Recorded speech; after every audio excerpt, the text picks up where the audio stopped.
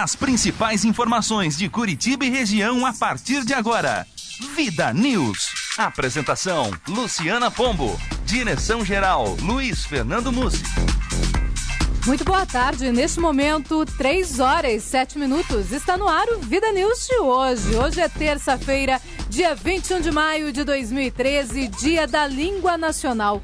É também Dia Mundial para o Desenvolvimento Cultural e Dia Mundial da Diversidade Cultural para o Diálogo e o Desenvolvimento. Você sabia que existia o Dia da Língua Nacional? É um dia de falar, Lu. Tudo bem? Tudo bem. Falar em português. Falar em português. Vamos lá, né? É assim que a gente fala mesmo aqui, sempre no Vida News. E vamos começar? Vamos às manchetes do dia? 3 e 6. Manchetes do dia. E vamos começar hoje em Brasília. Paula de Castro. O número de candidatos inscritos no Enem, Exame Nacional do Ensino Médio, já se aproxima dos 3,5 milhões. E de Brasília agora vamos a Londrina. Mais informações agora com Ciro Novaes. Pela Vida News, 92.9 FM, Ciro Novaes. Uma boa tarde, ouvintes. Luciana Pombo e grande equipe do Vida News.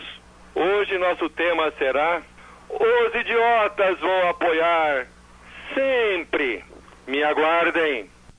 É forte o tema hoje de Ciro Novaes e de Londrina. Voltamos a Curitiba. A manchete agora é internacional com ele, Rogério Ataíde.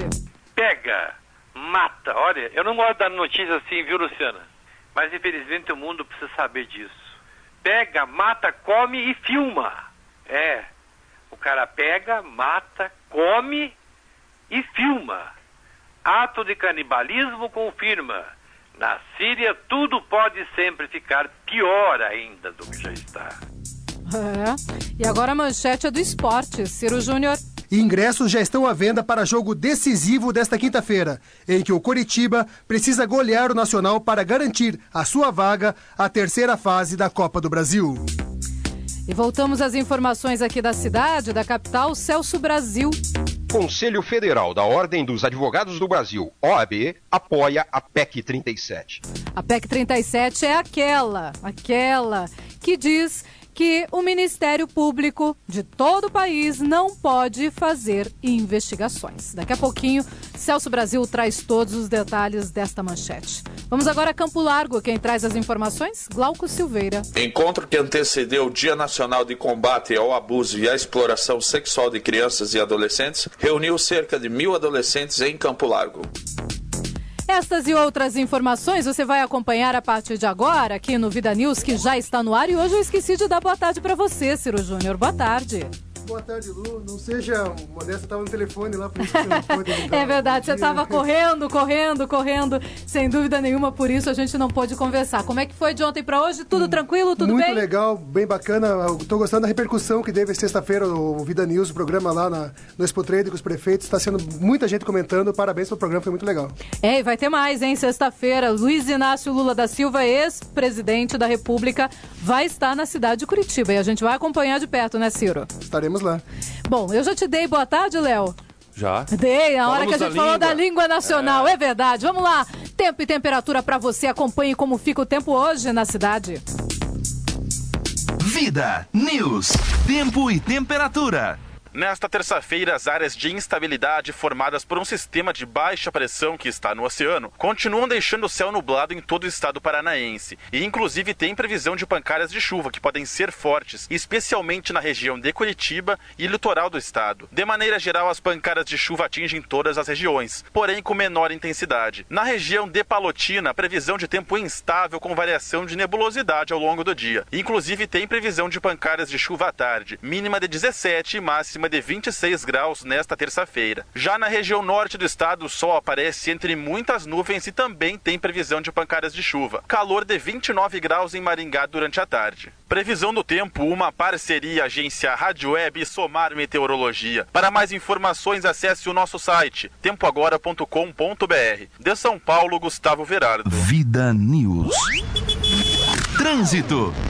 Por causa de obras, o setor estadual da rodoferroviária está bloqueado para a circulação de veículos após a trincheira sob a Urbis. Apenas táxis, motos e veículos credenciados estão liberados. O estacionamento da frente segue funcionando normalmente, portanto, apenas está cancelado, bloqueado ali o setor estadual da rodoferroviária por causa das obras no local.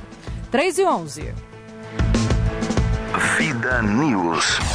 Aeroportos. O Aeroporto Internacional Afonso Pena, aqui na Grande Curitiba, neste momento está aberto para pousos e decolagens, mas pela manhã ele ficou fechado durante mais de 3 horas. 27 voos domésticos estavam programados até as 9 horas da manhã. 2 atrasaram mais de 30 minutos e 6 foram cancelados por causa do nevoeiro no Aeroporto Internacional Afonso Pena. Agora ele está aberto. Também estão abertos o Aeroporto Internacional de Foz do Iguaçu, o Aeroporto Governador José Richa de Londrina e o Silvio Nami Júnior de Maringá. Apenas está fechado neste momento o Aeroporto Adalberto Mendes da Silva de Cascavel. 3 horas 12 minutos. Vida News. Ouvinte Vida. E o ministro Joaquim Barbosa disse que o grande problema do Brasil é o Congresso ser totalmente debilitado e dominado pelo Executivo. Você concorda com essa afirmação do Joaquim Barbosa? O Congresso Nacional está debilitado e dominado pelo Poder Executivo, pelo governo federal? Essa é a pergunta que a gente faz hoje para você, ouvinte do Vida News. Hoje eu estou com um problema aqui no Facebook, no Twitter, nas redes sociais, nada está funcionando. Portanto, se você quer participar, vai ter que participar pelo telefone. É o 3029-9290, o telefone que está colocado agora para a sua disposição. Participe com a gente, dê sua opinião. Léo, o que você acha? Realmente o Congresso Nacional está dominado pelo Executivo? Ele tem toda a razão, e quando ele falou lá com relação aos partidos políticos, eu concordo também. Virou um balcão de negócios a política hoje em dia no Brasil, e é um ciclo vicioso que nunca muda, e as coisas nesse país não tomam rumos, Luciana, porque não há renovação política e não há pessoas capacitadas e preparadas para assumirem os cargos públicos. A gente tem aí semi-analfabetos dentro aí dessas casas de leis, e não é só em Brasília, nos estados e nas cidades também. Então essa reforma não acontece, essa renovação não acontece, e é assim, Luciana.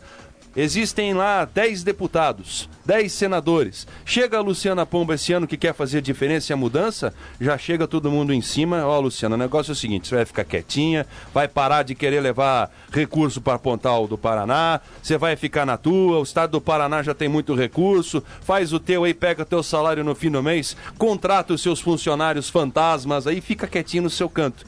E a situação no Brasil é essa, infelizmente é essa. E eu concordo sim com tudo que o Joaquim Barbosa fala, porque ele tem razão, realmente virou um balcão de negócios, infelizmente. Poucos são os políticos que você pode apontar hoje que fazem realmente a diferença e realizam trabalhos honestos e de mãos limpas. Agora, eu concordo com você quando você diz que isso não acontece só no Congresso Nacional, e não acontece. Assembleia Legislativa do Paraná, câmaras municipais em todo o Brasil.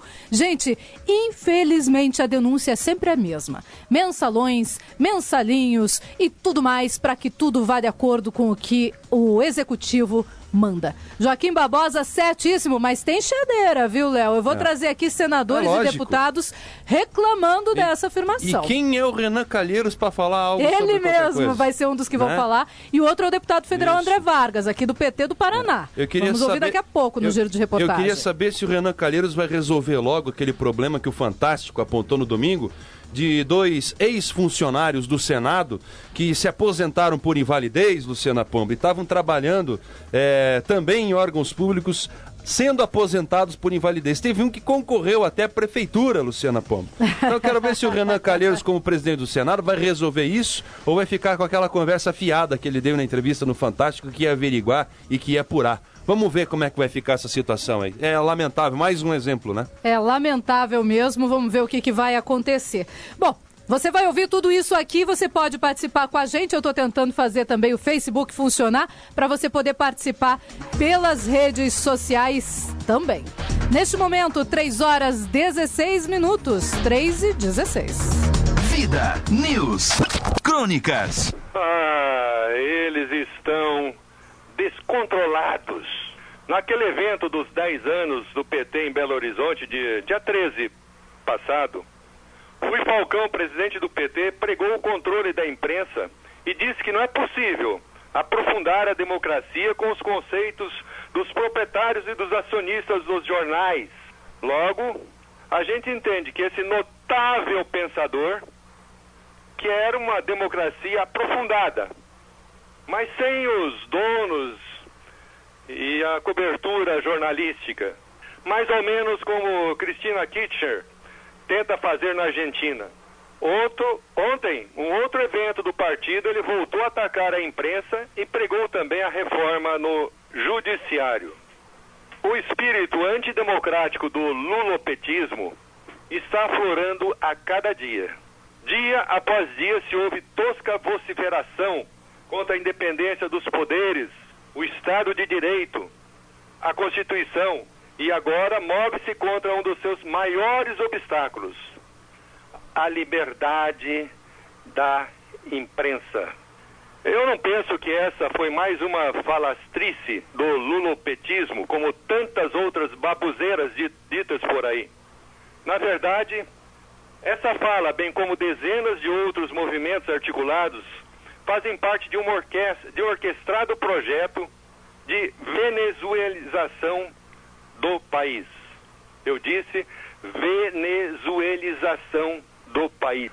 O que seria um Supremo Tribunal Federal progressista, na aguda visão de Falcão e seus partidários petistas? Talvez um condescendesse com os corruptores passivos, ativos, especuladores, quadrilheiros, lavadores de dinheiro. Esses patriotas todos que formaram uma verdadeira quadrilha para, vejam, senhores, mudar o Brasil. E isso significaria a corda no pescoço da nação. A canalhada não se cansa de agredir a democracia. Em especial quando tal soberania que esse idiota atribui ao povo é aquela ditada pelos ideólogos do PT. Infelizmente, há estúpidos em número suficiente para acreditar que se lhes foi colocada uma coroa na cabeça, esquecendo-se de que essa coroa está mais para cangalha no lombo ou bridão na boca. E são esses mesmos estúpidos que içam ao poder elementos iguais a Falcão, Lula e sua corja. Falei!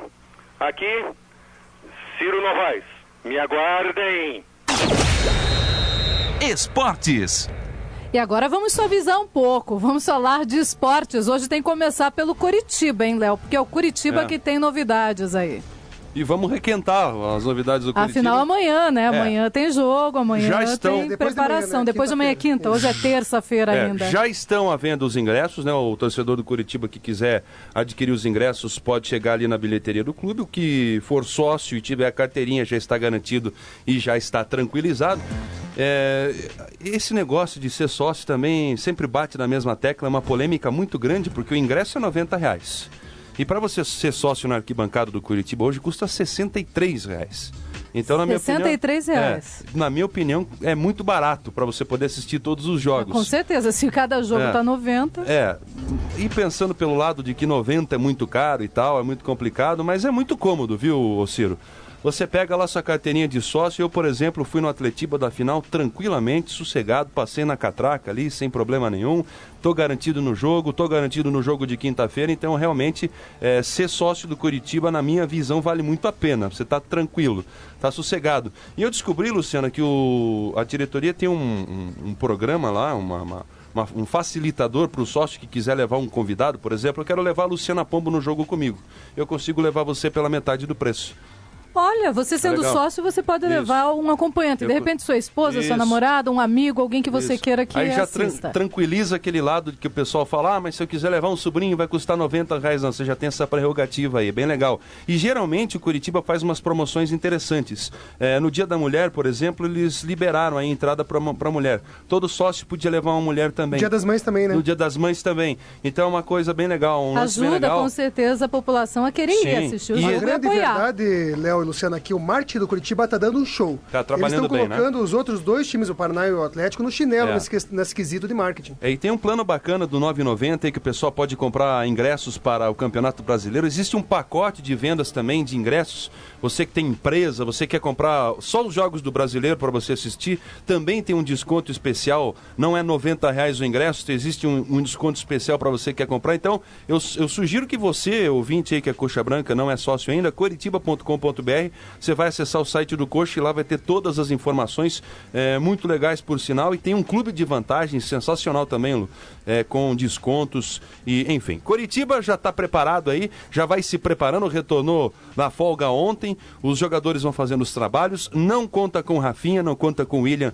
e também não conta com o Escudeiro para essa partida diante do time do Nacional. Vai ter aí o Alex como seu principal destaque. E eu consegui lembrar, Ciro, ontem, depois o nome do jogador que eu tanto queria falar, que é o Zé Rafael, que pode substituir o Rafinha no meio de campo também. É uma boa opção para o técnico Marquinhos Santos, que ainda não revelou nada do que vai acontecer, quem ele vai substituir por esses 3 jogadores. Eu acredito que hoje ele defina com o treino agora à tarde quem vai ser o substituto aí desses 3 jogadores, desses 3 atletas que eu já falei. Pode pintar o Júnior Urso, atleta que a gente viu aí nas finais do Paranaense substituindo o William, que não teve condição. Vamos ver o que ele improvisa na lateral da esquerda e também aí essa provável vinda. Eu apostaria no Zé Rafael nessa partida contra o time do Nacional, apesar de que o Lincoln também poderia caber bem por ali, dando experiência, que é o que o Curitiba mais precisa nessa partida contra o time do Nacional. Lembrando que o Coxa precisa fazer 3 gols de diferença, não pode deixar o Nacional fazer gol, e se o Nacional fazer gol, por exemplo, 1-0 que faça o Nacional, o Curitiba precisa fazer 4 gols para levar pros pênaltis. Então, é uma tarefa muito difícil, como eu havia dito nesses últimos dias aí.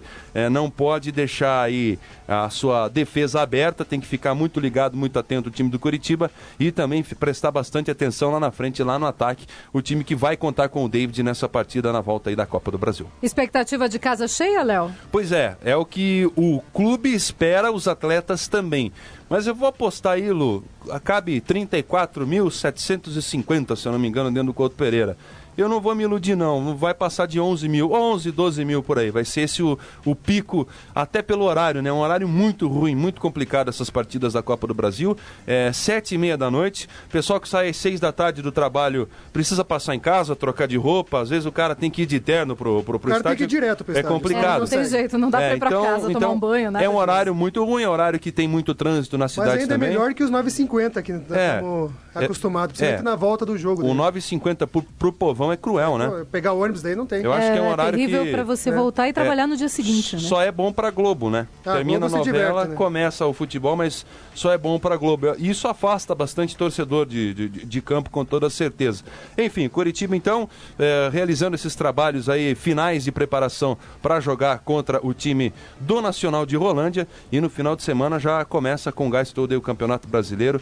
E tem a notícia boa de que o técnico Cuca já anunciou que vai vir com o time reserva para misto, né? Pelo menos para enfrentar o time do Curitiba, o Atlético Mineiro, que segue vivo na disputa do Campeonato Brasileiro. E o Fluminense também, mais ou menos como o Fluminense, que também, já avisou também que vem com o time Braga misto, também já né? deu uma declaração anteontem, agora o Cuca. Estamos com sorte, o início de trabalhos do Campeonato Brasileiro é ótimo. Eu fiquei triste que saiu aí Corinthians e todos esses outros times, porque seria uma boa pro time do Curitiba e do Atlético nesse começo, porque esse ano, meu amigo, se você pôr no papel os elencos, aí vai ser muito difícil. E eu vou falar uma coisa que é politicamente incorreto, eu sei disso, mas eu não vou me aguentar. Manda. Que a choradeira da mídia nacional sobre o Corinthians está triste, está terrível. É feio. E o pessoal esquece que o Corinthians é um dos times, se não o mais, e um dos mais beneficiados pela arbitragem no Brasil. Muito Isso é verdade, e há muito tempo, aliás. Paranaense e Corinthians na Arena da Baixada, 3-0 para o Atlético Paranaense. O Ronaldo resolveu se jogar 2 vezes na área e o juiz foi lá e apitou 2 pênaltis.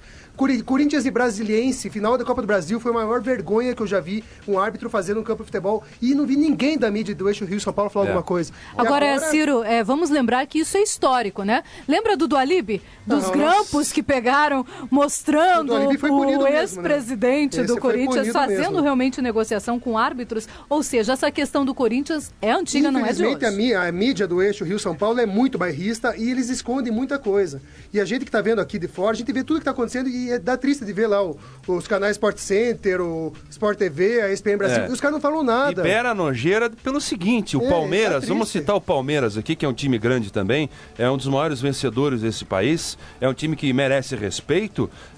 O Palmeiras foi eliminado também com alguns problemas e da mesma maneira que deveria ser defendido pela imprensa paulista, não é.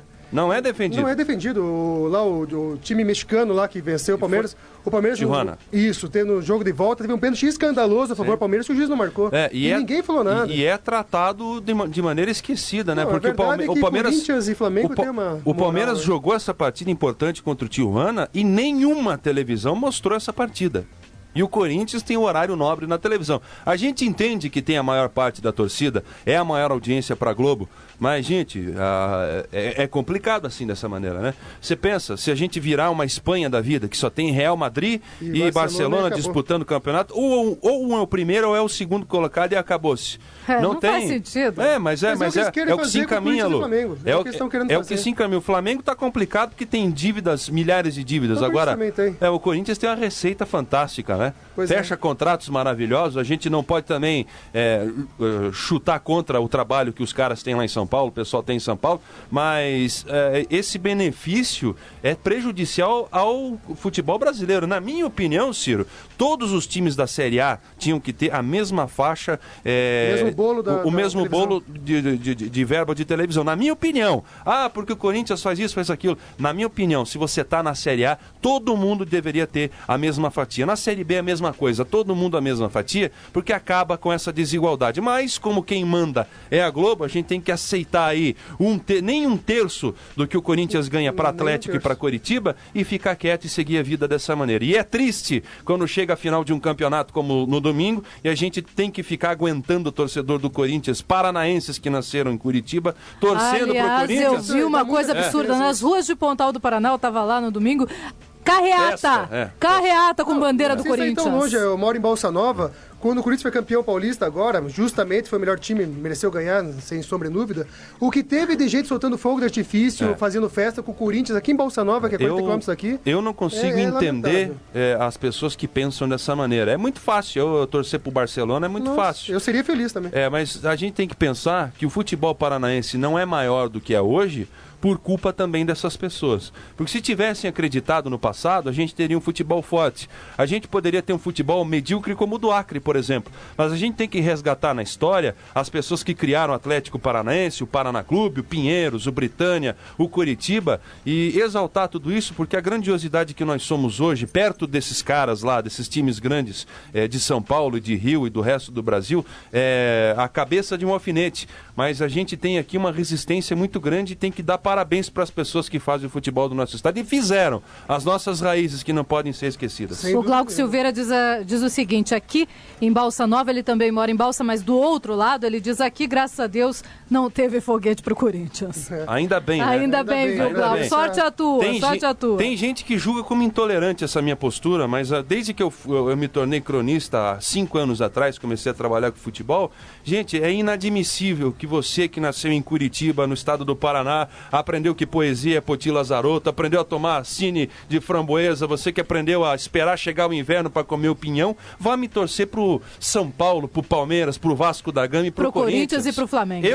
Eu sou paranaense, viu, Luciana Pombo? Eu gosto das obras do Poti Lazaroto, eu gosto da música e da poesia do Paulo Leminski, da Helena Collodi, do Blindagem. Essas são as minhas coisas. Agora, os bandeirantes de São Paulo, a cultura paulista, os bairros da cidade, da capital de São Paulo são muito bonitos, muito legais, para serem exaltados para quem é de São Paulo. Eu gosto do Atlético, do Curitiba, gosto do Britânia, do Pinheiros, gosto dos torcedores do Coxa, do Atlético, do Atletiba, do Londrina, do Rio Branco de Paranaguá, e são essas coisas que a gente tem que defender aqui.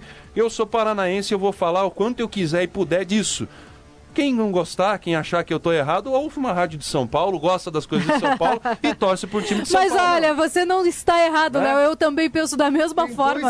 A gente tem que realmente valorizar aqui. Primeiro, gaúcho, o Grêmio, o Inter são fortes porque gaúcho torce para time gaúcho. Com certeza. Eles são bairristas ao extremo. Vai lá fazer foguetório pro Corinthians. Os caras não saem vivos do foguetório. E segundo, eu morei em Maringá 3 meses. Eu passei um pequeno tempo lá e tinha um Atletiba. Lá no tempo não tinha internet ainda, eu queria ouvir pela rádio. Os caras estão transmitindo transmitindo Palmeiras e Bragantino sentido. e não transmitiram nas rádios de lá, Atletiba. Você chega em Ponta Grossa ali, Ciro, e faz uma curva assim e acabou o Paraná.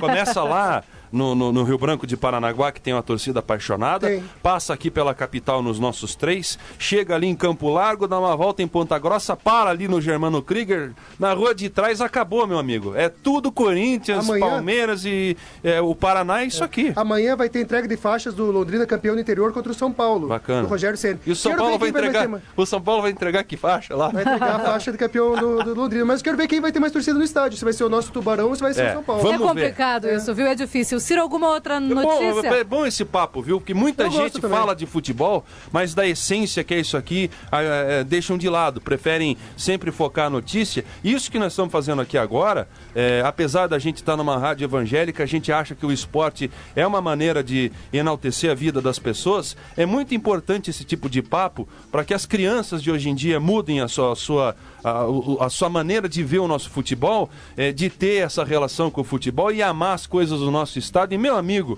pega e vai, leva o seu filho no Atletiba, leva o seu filho para assistir uma partida do Paraná Clube, num jogo de decisão.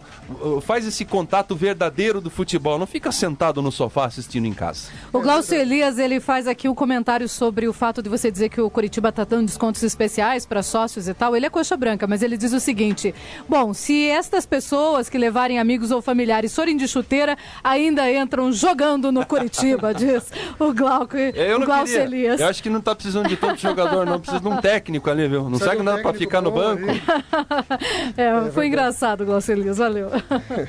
Vai lá, Ciro. Então, e o Atlético, vamos falar do Atlético um pouquinho, Luciano? Vamos lá.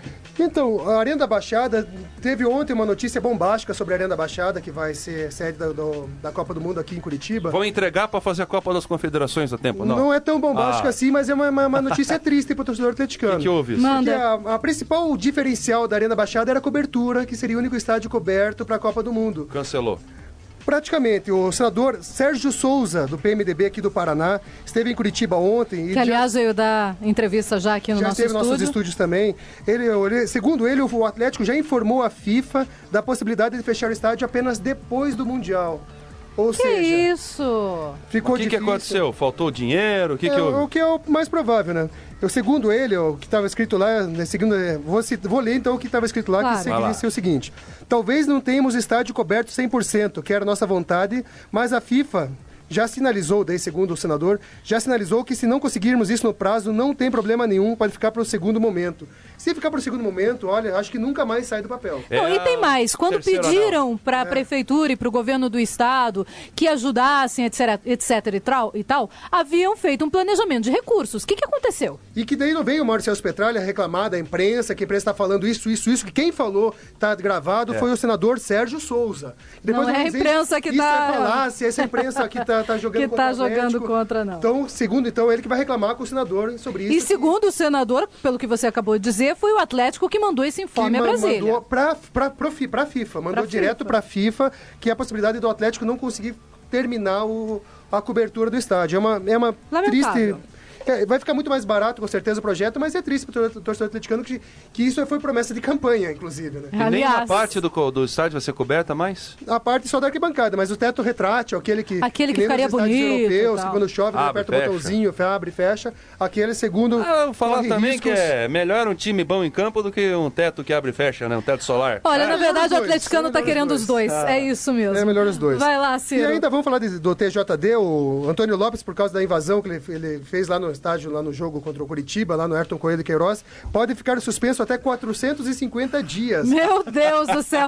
Mais de um ano, gente! Claro que não vai ficar tudo isso, ele vai acabar pagando uma multa mínima ali. A multa, por exemplo, no caso dele, varia entre R$100 e R$100 mil. Daí depende do bom humor de quem está julgando lá. Mas não vai, né? Não, ele não fez nada não agrediu ninguém. Não agrediu ninguém. Não fez que nem o Ibiapina que queria entrar em campo aquela vez lá na série Foi na Série A, né? Quando o Atlético caiu, ele queria entrar em campo, tava bem louco, falou que ia pegar 9, ia jogar bola. Negócio, ele não xingou ninguém, mas ele foi desrespeitoso com o terceiro A, com o quarto árbitro. É isso que pega mais normalmente também, né? nas sentenças no TJD. Como ele é delegado, ele acha que todo mundo tem que obedecer a ele também, né? Mas eu acredito Mal que de polícia. ele tentou lutar pelo Atlético Paranaense, mas de uma forma errada, né? Outro que também está correndo um grande risco de ficar até 6 partidas fora também, decorrência, só que desse no último Atletiba, o meia Zezinho, né? Que perdeu a cabeça, como a gente já comentou aqui. Ele vai ficar até 6 partidas de suspensão, vai ser julgado hoje também.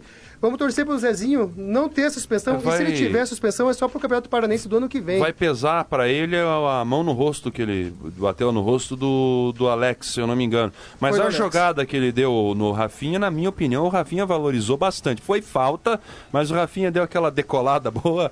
Na minha opinião, não foi uma jogada violenta a ponto de ser... Foi punido também por causa disso. Sim, né? sim. E ontem eu achei muito interessante... Você ia falar alguma coisa? Eu ia só fazer 2 destaques aqui. O Glauco Silveira diz o seguinte: o Rick já está fazendo fervo no futebol VIP no Facebook sobre essa questão do Atlético Paranaense do teto retrátil, porque ele acabou de ouvir aqui no programa Vida News. E o Rick Parenista está falando aqui pra gente o seguinte: em Maringá teve comércio na Avenida Tiradentes que fechou as portas para que pudesse invadir a avenida para comemorar o título do Corinthians. Então, e são coisas que a gente só lamenta, né? Eu sei que teve influência da migração de São Paulo, dos paulistas daquela região, mas... E outra coisa que eu notei quando eu morei em Maringá, que eles têm muita antipatia com o povo curitibano. Isso é uma coisa que eles... Principalmente em Londrina, isso acontece muito. Maringá também, é engraçado isso, né? Eles não gostam da cidade de Curitiba como a capital do estado deles, né? Não dá para entender. Isso até foi incentivado muito, vamos retomar aqui, pelo ex-governador Álvaro Dias, quando ele ficou dizendo que mudaria a capital de Curitiba para Londrina. Foi aí, né, que começou toda esse rebuliço, né? Pois é. Uma coisa que eu gostei muito de ouvir a entrevista do Antônio Lopes, falando do Antônio Lopes ontem na Rádio Furacão, Luciano. Que o Antônio Lopes falou que ele está recebendo telefonemas de dirigentes de outros clubes porque querem implantar o mesmo método que o Atlético fez do Sub-23 nos seus campeonatos regionais. René Simões, ele citou o exemplo do René Simões, que é o diretor de futebol do Vasco da Gama, que ano que vem já deve manter o Sub-23 do Vasco da Gama no Campeonato Carioca. O Fluminense também disse que também entrou em contato com ele, também quer fazer essa medida de usar o Campeonato Carioca como um celeiro para descobrir novos talentos para disputar o seu campeonato regional com o Sub-23 também. Ou seja, querendo ou não querendo, deu certo aqui para o Atlético Paranaense usar o Sub-23 sem dúvida nenhuma. Não deu certo e perdeu o título. E para mim o título paranaense é importantíssimo, que é o que nossos times lutam, é o que nossos times comemoram, é a taça que a gente tem. 90% das prateleiras dos nossos times são o nosso campeonato estadual.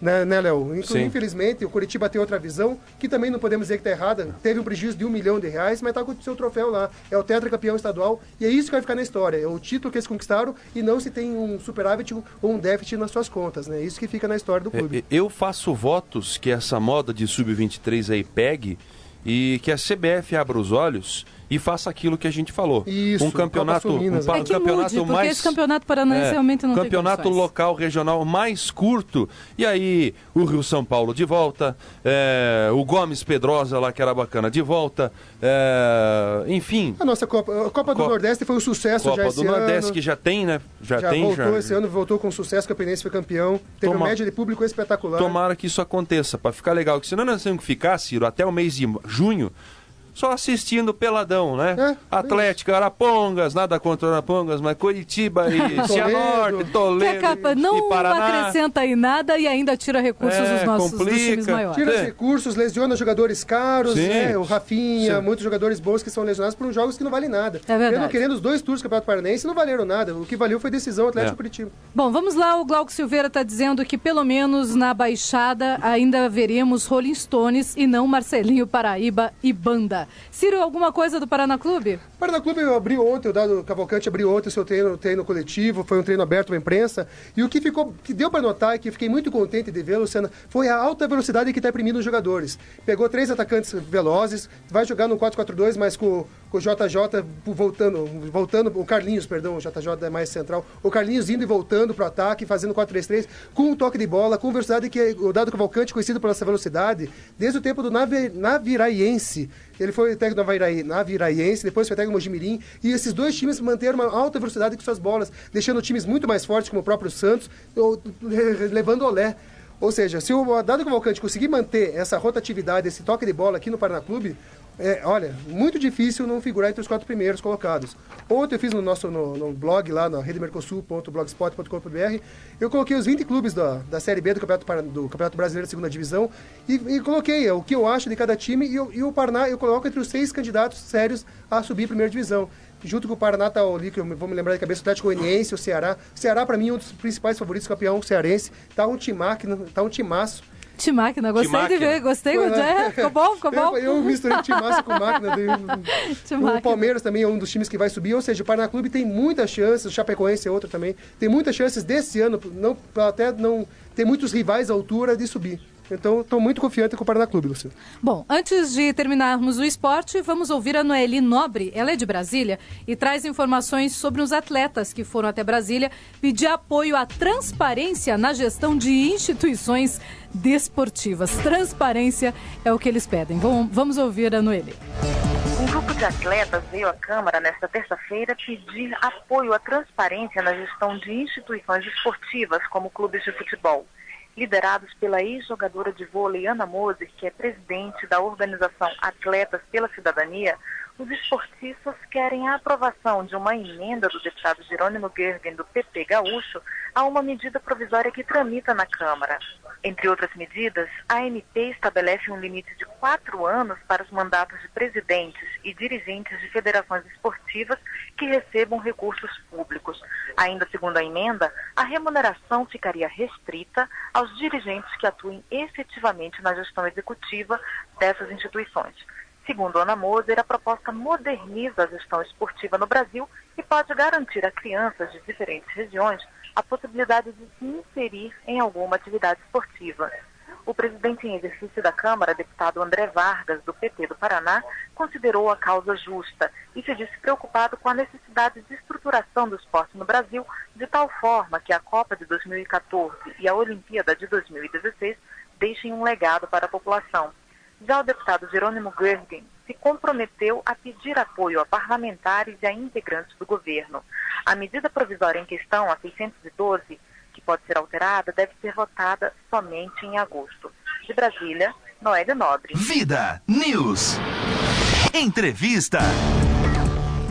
E de esporte, vamos falar agora sobre política. Nosso entrevistado agora por telefone é o deputado estadual do PT, Elton Welter. Deputado, boa tarde. Boa tarde, é uma satisfação falar com os seus ouvintes. É uma satisfação também conversar com o senhor, deputado. Eu gostaria de começar perguntando para o senhor sobre a votação, a tentativa, na verdade, de votação de uma mensagem do Executivo que quer colocar todas as contas do governo do Estado numa única conta. O senhor pediu vistas por quê? Tem alguma coisa que, no seu entender, pode estar errada? Sim, nós pedimos vistas, fizemos um estudo detalhado e apresentamos emendas na Comissão de Constituição e Justiça, que em tese corrigiriam os vícios do projeto. Nós, por exemplo, tentamos garantir na emenda, inclusive ela vai ser apresentada em plenário daqui a pouco novamente, a autonomia universitária, que está sendo ceifada de acordo com a lei, que isso, o artigo 207 da Constituição, dá autonomia às universidades. E o recurso das universidades vai também passar por essa conta única. Então isso vai dar uma sensação de insegurança e um flagrante desrespeito ao artigo 207 da Constituição Federal, que dá essa autonomia para as universidades. Além também de nós extinguir um artigo que trata da forma de remuneração dos recursos de terceiros que poderão vir para essa conta única. E há um entendimento jurídico que quem remunera ganhos são os bancos. O Estado não pode fazer essa forma de remuneração conforme o artigo 48 da Constituição Federal. Então, nesse sentido, propomos 3 emendas, além da garantia da autonomia universitária, a extinção desse artigo e também um artigo que trata do não uso do recurso do judiciário, que a princípio está vendo o interesse do Estado em usar. Agora, o senhor falou sobre vícios, alguns vícios. Na verdade, o senhor acredita que esses vícios, entre aspas, tenham sido colocados de forma intencional pelo governo do Estado? Com que objetivo? Veja só, nós identificamos que nas entrelinhas do projeto pode haver Por exemplo, não dá para usar, de acordo com a Constituição, recurso de terceiro. Por isso que nós estamos propondo, no parágrafo único do artigo 1º, colocando a expressão para que não se use o dinheiro dos recursos oriundos das contas judiciais, né? Nós estamos colocando essa expressão impedindo usar os recursos das contas judiciais. Também está implícito no projeto que poderá ser usado, e nós estamos querendo evitar isso. Bom, o senhor falou também com relação à conta única. Por um lado, a gente fica imaginando que uma conta única facilita, na realidade, a transparência e a fiscalização. O senhor não pensa dessa forma? Veja só, existem riscos da conta única. Se fossem acatados as emendas nossas, haveria um saneamento da inconstitucionalidade. Nesse sentido, a gente daria um parecer favorável, até com base nesse princípio. Mas existem riscos que correm, por exemplo, as críticas à unificação da conta única. Existe a possibilidade de redirecionamento de recursos de investimentos, inclusive da área social, para a cobertura, por exemplo, com despesa de pessoal, por exemplo. A utilização dos ingressos de operações de crédito para financiar outros pagamentos não relacionados às operações contratadas. E, entre outras coisas, também, em total, a falta de planejamento setorial, que pode conduzir à geração de passivos financeiros, caixa único deficitário, coisa do gênero, e tendo insuficiência de recurso depois para cobrir os empenhos realizados. Isso vai descumprir a lei de responsabilidade fiscal no artigo 42. O que não pode é irregular e, portanto, existe essa necessidade de correção. O senhor apresentou essas emendas, outros deputados apresentaram emendas, como é que vai ficar daqui para frente? Essas emendas vão tramitar, o plenário foi transformado em comissão geral, depois vamos fazer as emendas, espero que elas sejam aprovadas. Acho difícil, porque o rolo compressor está acontecendo. O senhor falou em entrevista também esses dias que o senhor acreditava que tinha sido levado esse projeto a toque de caixa na Assembleia Legislativa. O senhor confirma isso? Com certeza. Ele veio de forma... O governo quer votar a todo custo. Ele entrou no final da semana passada. Hoje estamos apenas em terça-feira. Eles querem resolver tudo hoje. Vai ter umas 2 ou 3 votações só no dia de hoje para ir à sanção do governador. Isso é toque de caixa, sim. O senhor falou sobre toque de caixa. Minha última pergunta com relação a essa questão, antes da gente encerrar a entrevista, deputado, é a seguinte. Antes das votações, os senhores não têm completamente todos os projetos em mãos para estudar, deputado? A gente tem, mas o tempo é muito pequeno, muito curto. Como eu lhe disse... o projeto entrou no final da semana passada, na sexta-feira, foi comunicado à assessoria e a gente começou a estudar a matéria nesta segunda-feira.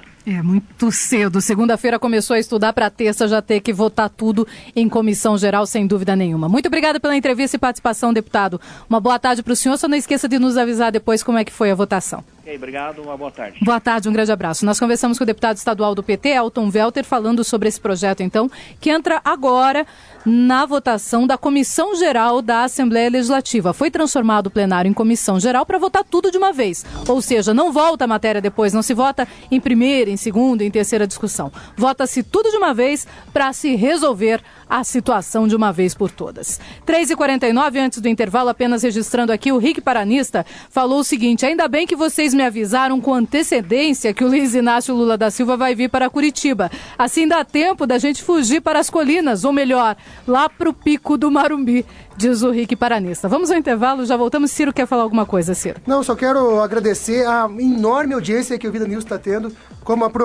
talvez para o nosso horário. Nós fomos o primeiro a divulgar, que o teto retrátil da Baixada talvez não saiba. Todos os grupos do Facebook, do Atlético Paranaense, Curitiba, Paraná Clube, tá todo mundo comentando que ouviram no Vida News. Eu tô vendo aqui, aliás, fica subindo aqui na minha página o tempo inteiro, porque eles estão citando o nome da gente, do Vida News. Agradeço pela audiência e olha... Vamos torcer para que saia, não está oficializado, foi só o que o Atlético pediu para a FIFA. Vamos torcer que ainda saia do papel, né? Que a FIFA exija, de repente essa seria a única saída. 3h50, já voltamos. Vida News volta já. Apresentação Luciana Pombo. Direção-geral Luiz Fernando Mussi.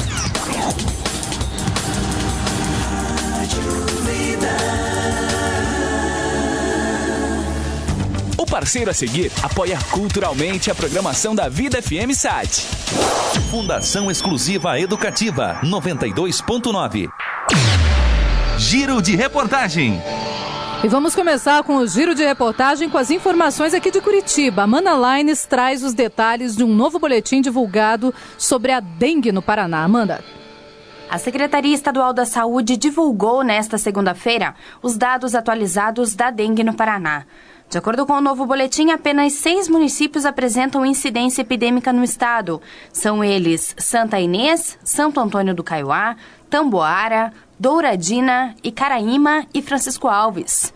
Desde agosto do ano passado foram registrados 40.688 casos de dengue em todo o estado, sendo que 93% dos casos estão concentrados nos 117 municípios que atingiram incidência superior a 300 casos por 100 mil habitantes. Desde o último boletim, são 5.832 casos a mais, a maioria referente ao mês passado. A cidade de Paranavaí foi a que registrou o maior número de casos, 10.327. Após alcançar a incidência epidêmica, o município passou a aplicar o critério clínico epidemiológico, onde o médico notifica e confirma o caso de dengue sem a necessidade de confirmação laboratorial. A Secretaria da Saúde vai orientar os municípios que tiveram queda no número de casos a adotar novamente a confirmação laboratorial. Segundo o superintendente de Vigilância em Saúde, Cesifredo Paz, com isso será possível ter um panorama real da situação da doença no estado, já que menos da metade dos casos notificados como suspeitos de dengue são realmente confirmados. Cesifredo ressalta que os cuidados devem continuar para que os números de casos permaneçam em queda. Semanalmente, cada cidadão deve vistoriar o seu imóvel, ver se tem algum equipamento, utensílio, alguma forma de proliferação do mosquito da dengue. Água parada, limpa ou não, pode propiciar a criação do mosquito da dengue. A dengue é uma doença que se manifesta por meio de sintomas comuns, como febre, dor no corpo e mal-estar geral. Por isso, a confirmação laboratorial evita que pessoas com gripe, por exemplo, sejam tratadas como pacientes com dengue. O boletim desta segunda-feira também informa que 72% das mortes por dengue no Paraná são de idosos. Desde agosto do ano passado, 14 pessoas morreram por dengue no estado. Desses pacientes, 10 tinham mais de 60 anos. O número já leva em conta o novo óbito confirmado neste último informe. Amanda Laines com informações da Agência de Notícias do Paraná. Vida News.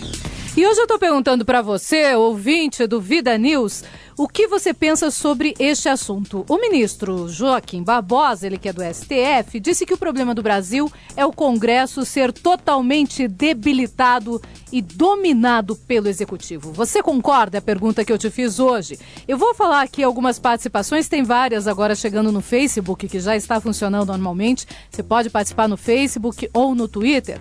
O Fernando Gonçalves da Silva, ele é de Pontal do Paraná, ele diz o seguinte: este é apenas um dos problemas do Congresso Nacional. A Sumi Costa diz plenamente, concordo com o Joaquim Barbosa. O Célio Silveira diz, em gênero, número e grau. Um abraço, Célio Silvério, que está nos ouvindo direto de Pinhais. A Vera Maria Costa Pinho Stendorf diz, com certeza eu concordo com o ministro. O Ronaldo Brognoli, ele que está agora em Guimarães Rosa, diz, claro, as medidas provisórias já são um absurdo. Como tomar decisão sem que tivesse o Congresso Nacional e a favor do governo federal? O Marcos José Zambloski diz o seguinte, presidencialismo e apoio de partidos. Um governo só governa se tiver apoio parlamentar. Ele está equivocado. É o primeiro que diz que o Joaquim Barbosa está equivocado. O Douglas Carleto Pisque diz o seguinte, concordo com todas as letras do que o ministro disse. Apenas discordo de um ponto, que os partidos querem o poder pelo poder. Se fosse apenas isso, já seria ruim, mas na maioria dos casos querem o poder para usar em benefício próprio. É verdade, Douglas, você está coberto de razão. O Júlio Ramos, nosso amigo atleticano, diz que está na escuta e diz o seguinte, se o Joaquim já falou, tá falado, afinal, ele é o novo Batman, diz ele. O Oledir Silva diz o seguinte, o Congresso Nacional é um clube de negócios. E Oscar Molina, também participando com a gente, diz, concordo com o ministro Joaquim Barbosa. Você também pode participar com a gente, basta ligar para cá, 3029-9290, ou então usar as redes sociais. Vamos agora saber mais informações sobre o que disse o ministro Joaquim Barbosa e como é que está Brasília nesse momento por causa desta declaração. A Maria Neves traz as informações do nosso deputado, aqui o André Vargas, do PT do Paraná, que considerou as declarações de Joaquim Barbosa lamentáveis. Vamos ouvir a Maria Neves. O presidente em exercício da Câmara, André Vargas, disse nesta segunda-feira que as declarações do presidente do Supremo Tribunal Federal, Joaquim Barbosa, sobre o Congresso são lamentáveis e demonstram seu despreparo para conduzir um dos poderes da República. E isso não está à altura do presidente de um poder, com o Supremo Tribunal Federal, que deveria apostar na relação harmônica e colaborativa entre os poderes e não se comportar como um militante de uma causa ou com alguém que se manifesta com paixão ou até com desdém em relação a outro poder. Então, realmente lamentamos muito e isso não tem nada a ver com o Supremo Tribunal Federal, apenas com o presidente do Supremo Tribunal Federal, que não está à altura do cargo que ocupa no momento. Durante uma palestra para estudantes de Direito em uma faculdade privada de Brasília, Joaquim Barbosa disse que o grande problema do Brasil é o Congresso ser totalmente debilitado e dominado pelo Executivo. O presidente do Supremo também criticou os partidos brasileiros, que para ele são de mentirinha e não representam os eleitores. Em relação a essas declarações, Vargas lembrou que foi o próprio STF que suspendeu a análise de uma proposta no Congresso que limitaria a criação de novas legendas.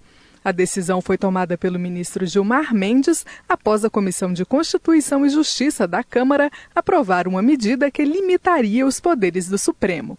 Esses fatos acabaram por gerar desentendimento entre os dois poderes. Para André Vargas, Joaquim Barbosa se comporta de modo a estimular essa crise. Espera-se do presidente de um poder mais austeridade, uma forma mais respeitosa na relação dos poderes, apostar na harmonia entre os poderes. O que ele vem fazendo ultimamente é apostar na crise entre os poderes. Ele é o fator de crise. Nós podemos dizer que hoje, se há uma crise entre legislativo e judiciário, esse fator se chama o nosso presidente do Supremo, Joaquim Barbosa. Quanto à agenda de votações nesta semana, o presidente em exercício, André Vargas, disse que a intenção é intercalar medidas provisórias com projetos de autoria de deputados. De Brasília, Maria Neves. Vida News. Lamentáveis, André Vargas, são as suas declarações contra o presidente do Supremo Tribunal Federal. Sinceramente, ele está apostando na crise entre os poderes, dando sua opinião, fazendo valer aquilo que o povo pensa nas ruas? Será que é dessa forma que você vai conseguir voto para o ano que vem? Eu acho que não, hein, André Vargas? O grande lance das declarações do Joaquim Barbosa é que muita gente, a maioria desses grandes poderosos que a gente tem, deputados, senadores e afins, ninguém pode falar nada, né? Todo mundo tem que ficar quieto, que tem que respeitar a imposição e a presença do presidente do Supremo. Ele mas não é eles, de qualquer forma, estão tentando, né, Léo? Estão querendo acabar com o poder do STF, inclusive de dar o aval, dar a razão final. Eles estão tentando. Mas uma coisa, Luciana Pombo, é você censurar um jornalista como você. Outra coisa é querer censurar o Joaquim Barbosa, o buraco é mais embaixo. Eles vão ter que penar e muito. Vamos agora ouvir também as lamentações do Renan Calheiros sobre esse mesmo assunto, ou seja, Joaquim Barbosa. Vamos lá, quem traz as informações também de Brasília é Érica Christian. O presidente do Supremo Tribunal Federal, ministro Joaquim Barbosa, voltou a tecer críticas contra o Congresso Nacional. Em uma palestra para estudantes em uma faculdade de Brasília, ele acusou o Legislativo de ser subalterno ao Executivo e afirmou que existem partidos de mentirinha que não representam a população. Em resposta, o presidente do Senado, Renan Calheiros, do PMDB de Alagoas, lamentou o tom das declarações de Joaquim Barbosa, ao destacar que essa postura do presidente do Judiciário compromete a harmonia entre os poderes. Com certeza não falou ali o chefe do poder. É provável que tenha falado o professor. Fica muito difícil nessas horas você saber se é o chefe do poder ou se é o professor. De todo modo, a declaração não colabora com o fortalecimento das instituições. O líder do PSDB, senador Aloísio Nunes Ferreira de São Paulo, não acredita que as declarações provoquem uma crise institucional, mas ponderou que o recado foi para os partidos da base aliada. O meu partido é de verdade. O PSDB é um partido forte, um partido que governa com seus governadores mais de 40% dos brasileiros. E aqui no Congresso, quem se dobra à vontade do Executivo é a situação, não nós da oposição. Nós não nos dobramos. O vice-presidente do Senado, Romero Jucá, do PMDB de Roraima, minimizou as críticas do presidente do Supremo ao afirmar que elas são uma posição pessoal do ministro. Nós estamos numa democracia, cada um tem o direito de opinar da forma como entende sobre os partidos políticos. É uma declaração a ser avaliada por cada cidadão. O ministro, como qualquer cidadão brasileiro, tem direito de avaliar os partidos políticos e dar sua opinião. Por meio de nota oficial, o presidente do Supremo afirmou que não teve a intenção de criticar o Congresso Nacional ao afirmar que as declarações foram feitas num ambiente acadêmico e que expressavam uma reflexão sobre o sistema de governo brasileiro. Da Rádio Senado, Érica Christian. Vida News. Bom, o próprio Joaquim Barbosa respondeu aí as críticas do Renan Calheiros, que disse que não sabia que quem estava falando, se era o chefe do Poder Judiciário ou se era o professor. O Joaquim Barbosa disse aí, não, o professor estava falando e não o chefe do Judiciário. Eu também não consegui entender o que o Renan Calheiros falou, se era o presidente do Senado ou se era um detento. Não sei. Eu sonho, Luciana, com a justiça desse país, que um dia, esse dia vai chegar em breve, se Deus permitir, para que a gente comece as coisas, a mudar as coisas de cima para baixo, do dia que vai sair o Renan Calheiros algemado do Senado e vai para a cadeia, para poder pagar pelo que ele fez no mensalão, ele e toda a quadrilha que foi condenada pelo STF. Eles foram condenados já, eu não estou falando nenhuma besteira, eles estão aí suscetíveis a serem presos. E eu sonho com esse dia, para que a gente comece a mudar esse país de cima para baixo. Já imaginou o que vai acontecer entre os poderes quando realmente forem presos os mensaleiros nesse país? Vamos esperar para ver, mas o povo apoia, viu, Joaquim Barbosa, pode ter certeza. E antes de irmos para a próxima informação do Giro de Reportagem, eu só quero lembrar aqui que existe um partido que está terminando de ser montado aqui no Brasil, se chama Partido Militar Brasileiro. E hoje esse partido divulgou o seguinte: que assim que for formalizado, quer disputar as eleições do ano que vem e quer ter Joaquim Barbosa como candidato a presidente da República. Eu acho que ele não vai aceitar isso aí, né? Não vai se envolver nesse meio, nessa situação. Também creio que não, mas enfim, seria um excelente nome, sem dúvida alguma. Seria uma boa, apesar também que o Joaquim Barbosa não pode tomar todas essas atitudes que ele está tomando ofensivas dessa maneira como dono da verdade. Isso assusta também as pessoas. Mas que é muito melhor ele do que muita gente que tem por aí, eu concordo, porque ele está fazendo um serviço para o nosso país. Agora, quem tem coragem precisa, sim, falar. E ser dono da verdade é uma coisa meio complicada, né? Tem gente que se pensa mesmo dono da verdade. Conheço muitos por aí. Mas no caso do Renan Calheiros, eu acredito mesmo que ele esteja querendo falar aquilo que está engasgado no pescoço do povo brasileiro há muito tempo. E o Rogério Ataíde diz o seguinte: Renan Calheiros só tem voz para aqueles que votarem nele no Senado, colocando ele de novo como presidente do Senado. Não tem voz mais para nada, nem para lixeiro, pois ele é um lixo de senador. É o que ele diz. Rogério Ataíde aqui junto com a gente no nosso programa Vida News, que está no ar e está trazendo assuntos polêmicos. Em outro aí, Celso Brasil, com você as informações. Conselho Federal da Ordem dos Advogados do Brasil, OAB, apoia a PEC 37. Por ampla maioria, o Conselho Federal da Ordem dos Advogados do Brasil, OAB, manteve o entendimento da entidade, segundo o qual o Ministério Público não tem competência para conduzir investigação criminal, ao mesmo tempo em que decidiu criar comissão destinada a oferecer sugestões para aprimorar o texto da proposta de emenda à Constituição número 37, de 2011, a PEC 37. A decisão foi tomada nesta segunda-feira, dia 20, após mais de 4 horas de discussão. Para o secretário-geral adjunto da OAB Nacional, Cláudio Stabile, a decisão desta segunda-feira põe a OAB dentro de uma missão histórica, que é atuar como um contrapeso ao poder. No dia em que a OAB se afastar dessa missão, ela perderá o respeito da sociedade. O cidadão, quando processado, está sozinho. Diante do poder do Estado, ele tem apenas o advogado do seu lado, disse. Este é mais um duro golpe no processo democrático que, moribundo, resiste ainda na unidade de terapia intensiva do Supremo. É com você, Luciana. Vida News. E ainda participando com a gente aqui na nossa pergunta do dia, se o Joaquim Barbosa disse que o problema do Brasil é o Congresso ser totalmente debilitado e dominado pelo Executivo, se isso é ou não real, o Venceslau Inaczuk, ele é de Pontal do Paraná, mas também morou muitos anos aqui em Curitiba, nasceu na cidade de Curitiba, ele diz o seguinte: o problema do Brasil são os brasileiros que votam errado, não assumem culpa, os seus eleitos e juízes, ministros, comentaristas que não devem tecer comentários contra os outros poderes e sim julgar imparcialmente, sem torcer ou sem comentar o objeto julgado. O juiz julga, não comenta. É o que pensa o Venceslau Inaczuk, fazendo uma crítica também ao Joaquim Barbosa, mas principalmente ao povo brasileiro que vota errado nas eleições. Portanto, pense bastante na hora de votar, viu? Vem aí novas eleições no ano que vem. E vamos continuar em Brasília. Especialistas estão apontando que os partidos apoiam pouco as candidatas mulheres. Ana Beatriz Santos tem os detalhes. Apesar de a presidente do país ser uma mulher, a representação feminina brasileira ainda está longe de corresponder à realidade da população. Diversos pesquisadores de diferentes universidades acompanharam o processo eleitoral de 2010 e a participação das mulheres na eleição. Os especialistas observaram todas as etapas, desde a escolha dos candidatos até o resultado final do pleito. A ideia era descobrir por que poucas conseguem se eleger para cargos eletivos se a maioria da população é feminina.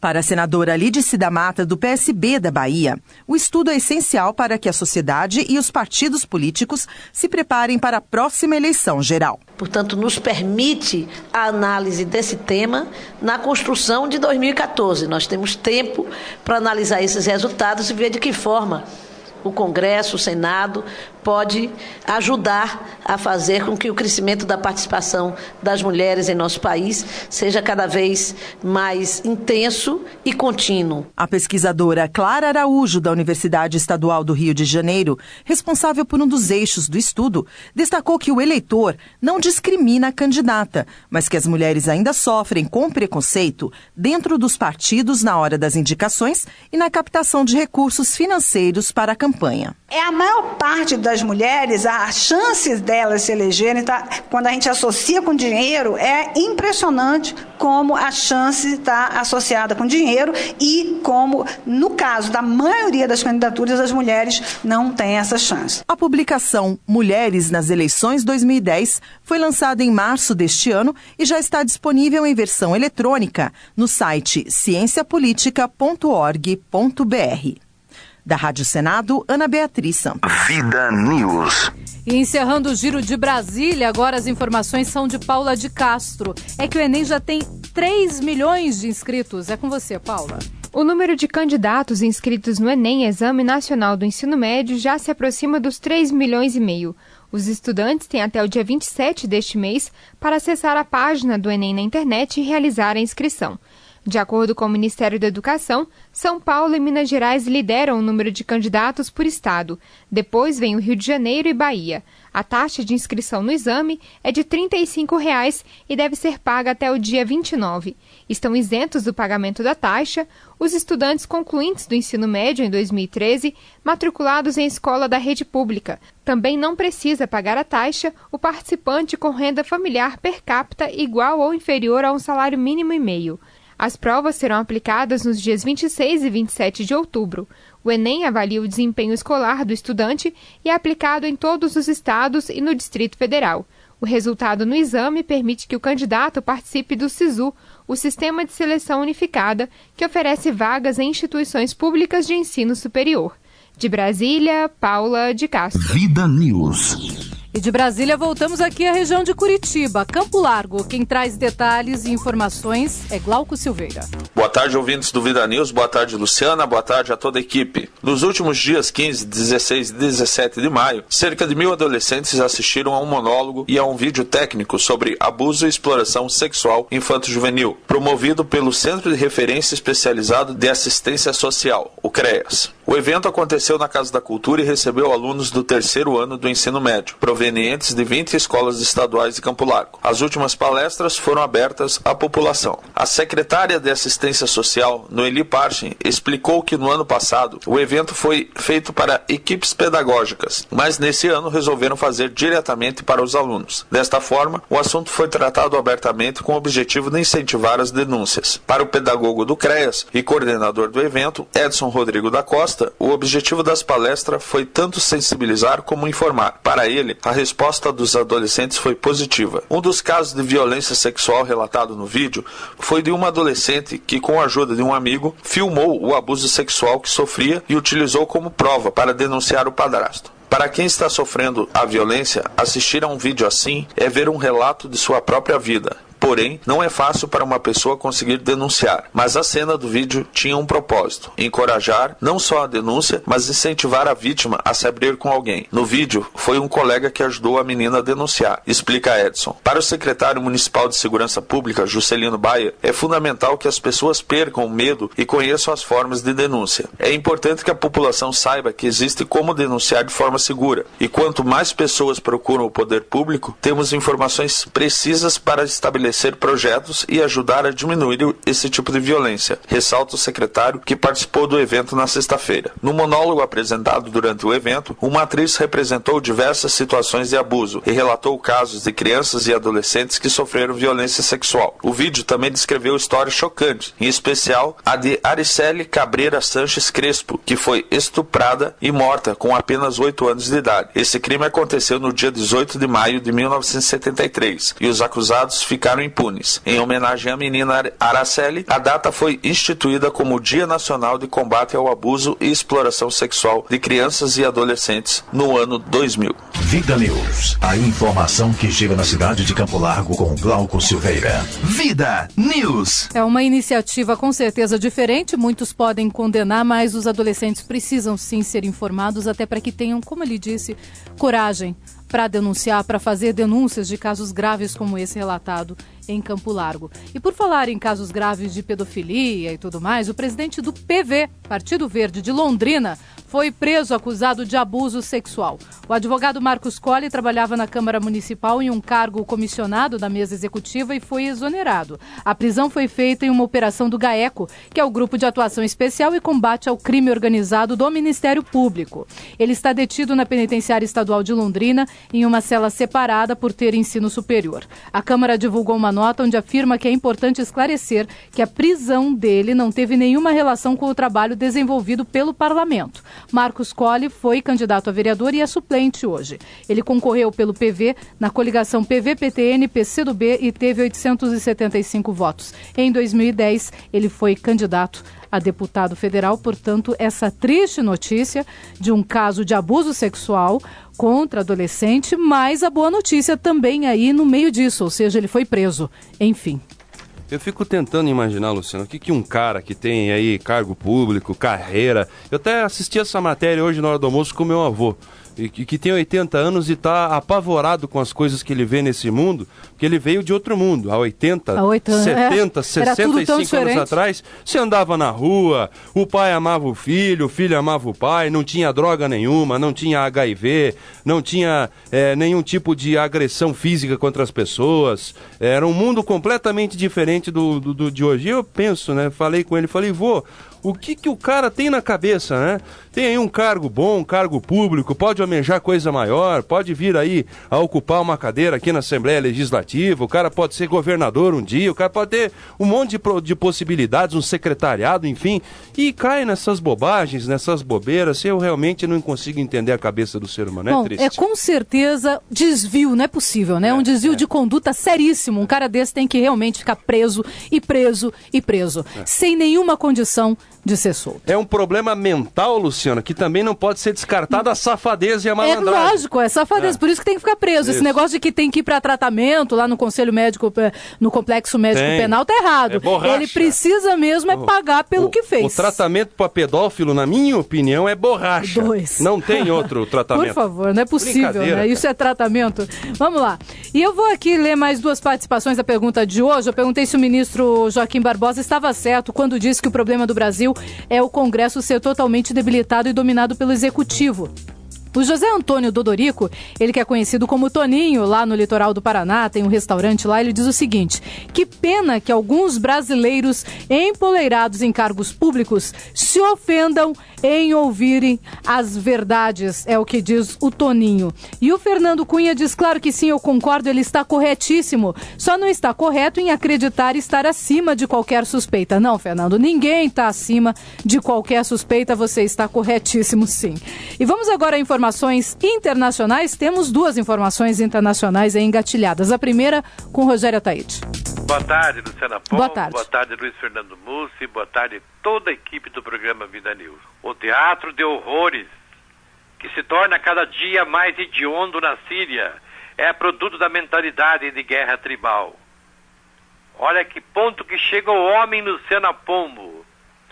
Guerra tribal de extermínio mútuo e do uso dos meios eletrônicos contemporâneos, que é o YouTube, como instrumento de propaganda.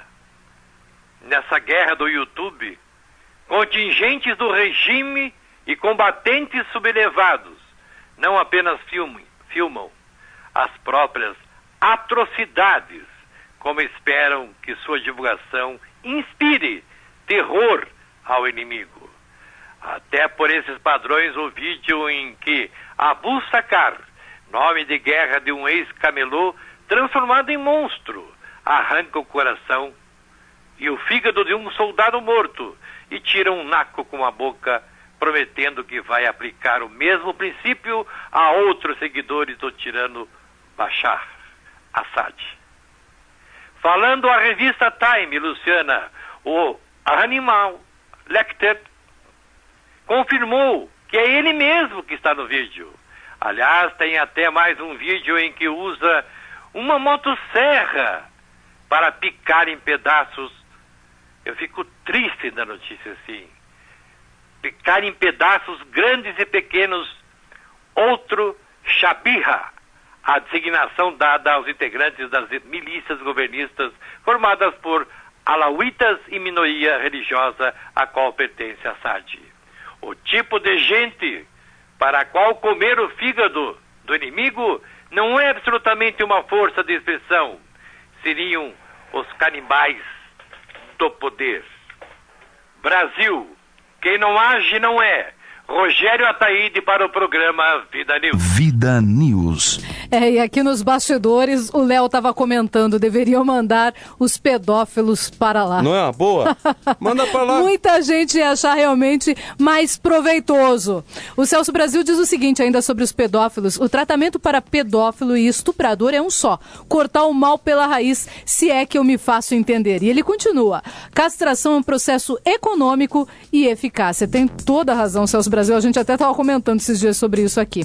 E o Rick Paranista diz o seguinte: o pessoal aqui no meu restaurante está lanchando e ouvindo Vida News. Obrigado, um grande abraço, Rick Paranista. Ele tem um restaurante? Tem, ainda não convidou a gente para ir lá. Ah, tá de brincadeira. Você viu? Nós queremos ir aí comer de graça, e não vamos pagar nada.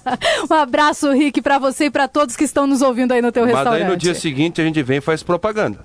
Viu só? Já tem, tem um benefício, Rick, você tá ouvindo.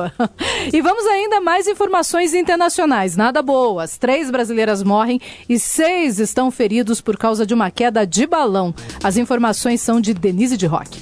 3 brasileiras morreram e outros 6 brasileiros estão feridos após um acidente de balão na Capadócia, região turística da Turquia. Havia 25 pessoas no artefato, incluindo o piloto e turistas de várias nacionalidades, que também se feriram. As vítimas fatais são Maria Luísa Gomes, Marina Rosa e Ellen Kappelman. Elas eram amigas, moravam no Rio de Janeiro e estavam viajando juntas. Funcionários da Embaixada Brasileira na Turquia foram para a região da Capadócia, a cerca de 300 quilômetros da capital turca, para dar assistência aos brasileiros que estão hospitalizados e iniciar os trâmites para liberar os corpos das 3 amigas falecidas. Alguns familiares de outros turistas que ficaram feridos também estão se deslocando para a Turquia para acompanhar de perto o atendimento. A situação de alguns feridos é grave, como a do empresário Wagner Ferreira Sato, que teve fraturas nas pernas. O balão estaria a 300 metros de altitude quando colidiu com outro. A lona teria sido rasgada nesta colisão, o que teria provocado a queda.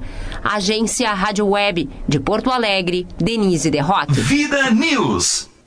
E ainda outra informação, empresário libanês acusado de aplicar golpes acima de 10 milhões em 6 estados, incluindo aqui o Paraná, agora é investigado também por uma suspeita de ligação com um grupo extremista. Hans Ahmad Barakat foi preso na semana passada aqui em Curitiba pelo NURSE. A gente até deu essa informação aqui. E a prisão teve repercussão internacional. Você tá me olhando por quê? Por causa do nome do árabe, né? Árabe, bom. Foi difícil de falar, mas eu falei, olha só. De novo, então. Pra provar que você sabe. Você quer ouvir? Hamzi Ahmad Barakat. Poxa. Olha que nome do homem. Olha só. A polícia do Paraná teve acesso a documentos da justiça norte-americana que apontariam a ligação dele com um grupo libanês considerado terrorista pelos Estados Unidos, Canadá, Israel, Reino Unido e nos Países Baixos. E ainda outra participação, a Flávia Prazer está participando com relação aqui à pergunta do dia do ministro Joaquim Barbosa. Muitas participações chegando por conta da pergunta. Você acha que o Congresso Nacional é, como ele disse, totalmente debilitado e dominado pelo Executivo? A Flávia diz, e o pior de tudo, que adivinha quem coloca os inabilitados lá? Todos nós, diz ela. Então, ou as pessoas pensam mais na hora de votar, ou depois não adianta reclamar. Toda a razão, Flávia. Concordo e assino embaixo. 4h24. Vida News. Crônicas. Agora você ouve Crônicas de um Cidadão Comum, com Celso Brasil. Olá, amigos. Vejo com profunda tristeza que o quadro brasileiro está cada dia mais nublado. Vemos a facção que tomou o poder confundir, numa clara subestimação da inteligência humana, a cabeça e os valores da cultura brasileira.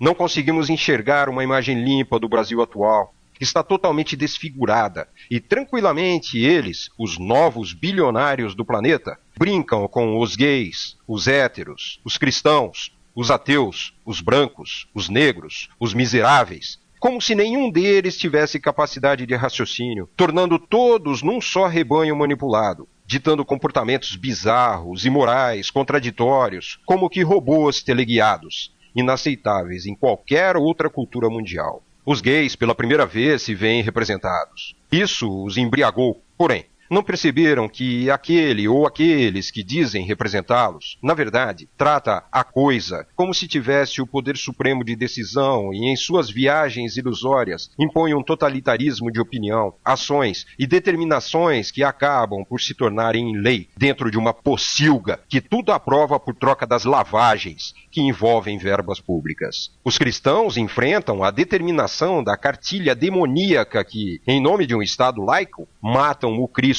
pela milionésima vez e crucificam seus seguidores, assistidos e aplaudidos por muitos ladrões que contam com aliados do mal, manipuladores da fé humana, explorando suas crenças e minguado o bolso do que sobra do assalto legal dos impostos.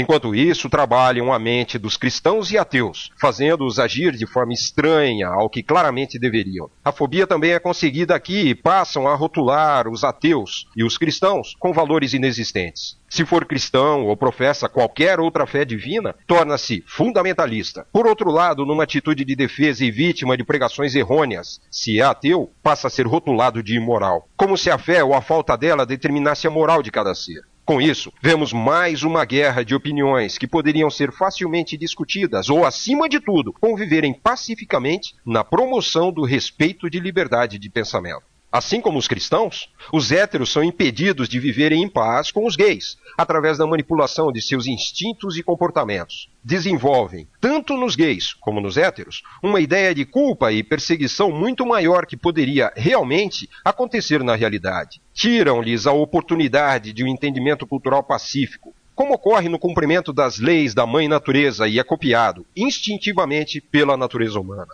A cor de pele passa a determinar raça, e a raça humana é extinta. Da mesma forma, dividem os seres humanos em categorias que nunca existiram na classificação das espécies. E juntos, esses seres, acima de tudo humanos, iguais perante Deus e as verdadeiras leis, passam a se digladiar, defendendo fatores inexistentes e perdendo a grande chance da liberdade de convivência, aceites, ajustes e pacificação dos pontos ainda conflitantes no desenvolvimento e evolução humana. Tiram-nos a chance de viver simplesmente. Evoluir conforme a determinação da natureza que, na sua inteligência, nos abre a oportunidade de interagirmos e buscarmos, uns com os outros, as soluções através da verdade, da convivência e do aprendizado que permite o cumprimento do imutável processo de evolução humana. A evolução humana é um processo imutável, sim.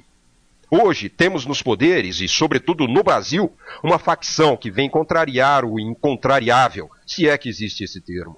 Valores são e sempre serão os traços morais que determinam o progresso humano. Jamais serão aqueles que o confundem e destroem o ser. A moral é uma só, assim como a ética. Ocorre que a inversão de valores e a política social separatista fazem parte da cartilha imunda desses que ocupam a pocilga e se alimentam da lavagem imoral conseguida pelos nossos esforços honestos e esperançosos de um país digno. Os deuses nos quais acreditam os enganam. E o preço desse engano fatal acaba por ser pago por aqueles que, inertes, porém conscientes, assistem o avanço das forças do mal, que agem livremente, dilapidando a honra e os bens construídos por 5 séculos de guerras, trabalho, determinação e, acima de tudo, esperança de um mundo melhor. Resta-nos apenas nos destituirmos da inércia consciente e ativar a inteligência na interpretação da lei natural de que tudo o que é consciente nos será cobrado. Enfim, no balanço final, não conseguimos encontrar nenhum inocente nesse bestial processo de involução que insiste em tomar a contramão da história universal no Brasil. Bastaria mudar de pista, tomar a direita e continuarmos no caminho que nos levará, infalivelmente, ao progresso e conquistas deste tão falado mundo melhor. Ainda dá tempo. Até a próxima. Crônicas de um Cidadão Comum, com Celso Brasil. Vida News. Voadora do dia. Bom, e a voadora do dia vai exatamente naqueles deputados federais e senadores que defendem a não democracia brasileira. Porque não é possível. Quem faz críticas sobre uma afirmação só pode estar querendo que volte a ditadura. Não é possível que não se possa falar, que o presidente do STF não possa falar aquilo que ele pensa, que ele é taxado de ser inimigo do outro poder. Os poderes estão aí, todos eles, executivo, judiciário e legislativo, para trabalharem entre si.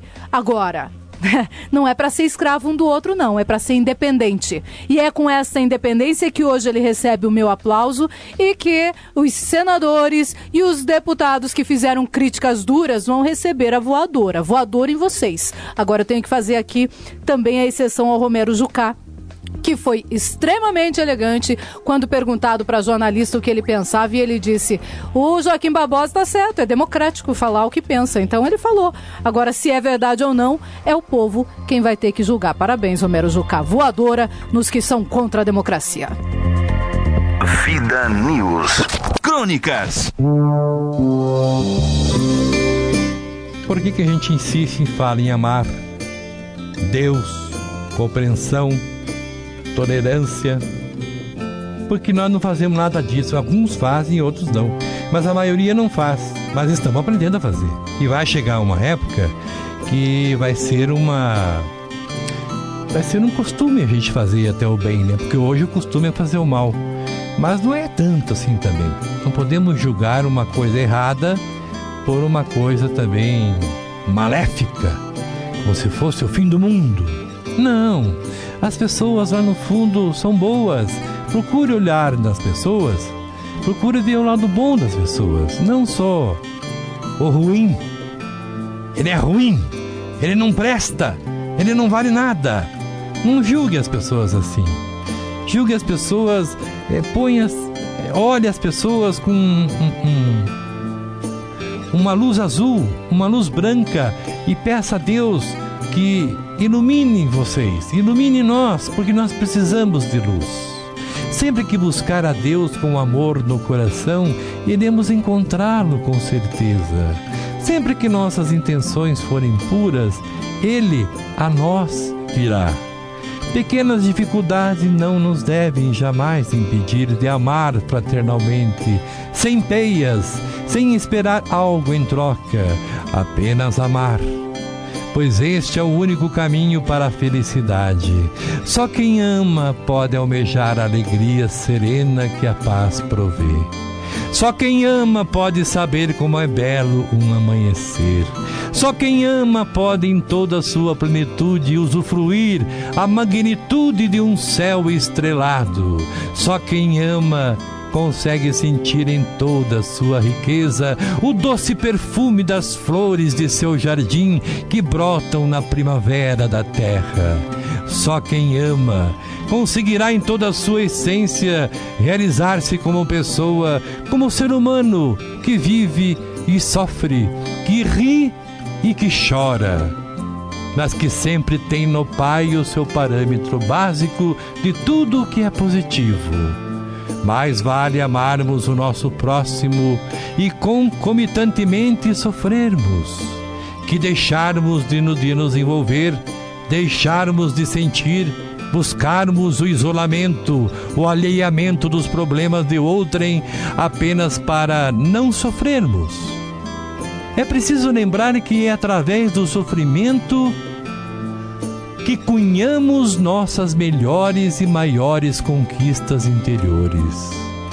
É através e sob ele que mais amadurecemos e efetivamente crescemos.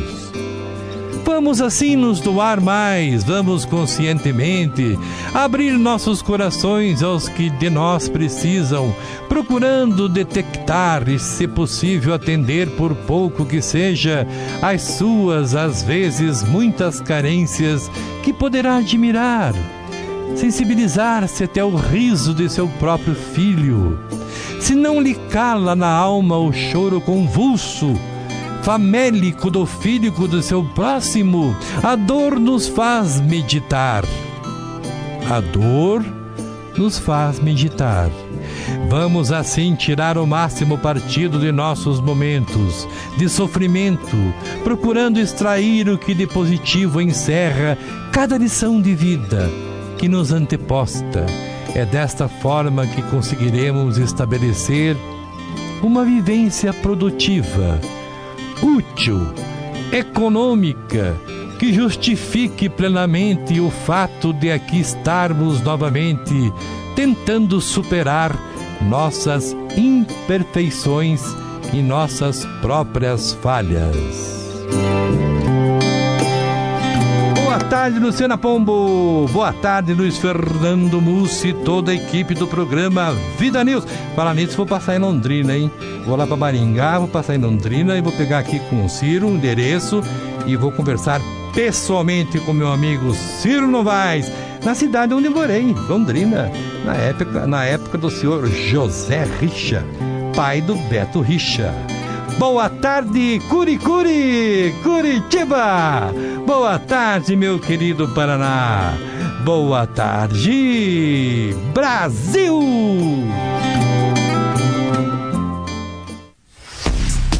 E as duas últimas informações: o ex-prefeito de São Miguel do Iguaçu, Nélio José Binder, ele foi prefeito lá entre o dia 4 de abril e 31 de dezembro de 2008, ele vai ter que devolver R$ 70.117,20 ao cofre do município que fica na região oeste do Paraná.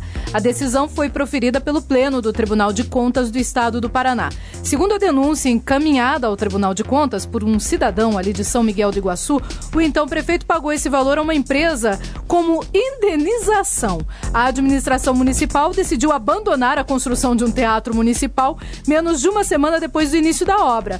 A área era de 2.920 metros quadrados e o teatro tinha um custo estimado de R$ 3.900.000. Como resolveu abandonar, foi lá e pagou para a empresa que já tinha iniciado a obra. Pode uma coisa dessas? Maravilha. Bom, o prefeito ainda pode recorrer da decisão. 4h35, provável coxa. Aqui é a escalação, vamos lá. Como eu havia falado, Lu, ia acontecer um treinamento agora à tarde. Está acontecendo um coletivo nesse momento. 35 minutos de bola rolando no CT da Graciosa. E o time titular do Curitiba vai com Vanderlei, Vitor Ferraz, Leandro Almeida Pereira, Denis retornando, Júnior Urso, Gil, Robinho, Alex, Geraldo e David. 35, 36 minutos agora há pouco, aí, ó, cerca de 7 minutos atrás, o Geraldo marcou um gol no coletivo, 1-0 para o time titular. Pois é, então, olha aí, o Curitiba já se preparando, amanhã tem mais treinamento com certeza de manhã, à tarde já devem relaxar, Léo, já devem se concentrar, apesar de não ter concentração no coxa, mas enfim. Provavelmente já fica já poupado os atletas. De stand-by, digamos assim, até o dia. Fisicamente, amanhã é o último dia de trabalho, aí fica tranquilo. Ok. Ciro Júnior, boa tarde. Boa tarde, Lu, até amanhã. Até amanhã, termina aqui mais uma edição do Vida News. Boa tarde, Léo. Valeu, Lu, até amanhã. 4h36, boa tarde a todos vocês que estiveram com a gente até agora. Amanhã a gente volta com muito mais informações para vocês a partir das 3h da tarde. Até! Você ouviu Vida News. De volta amanhã, 3 da tarde.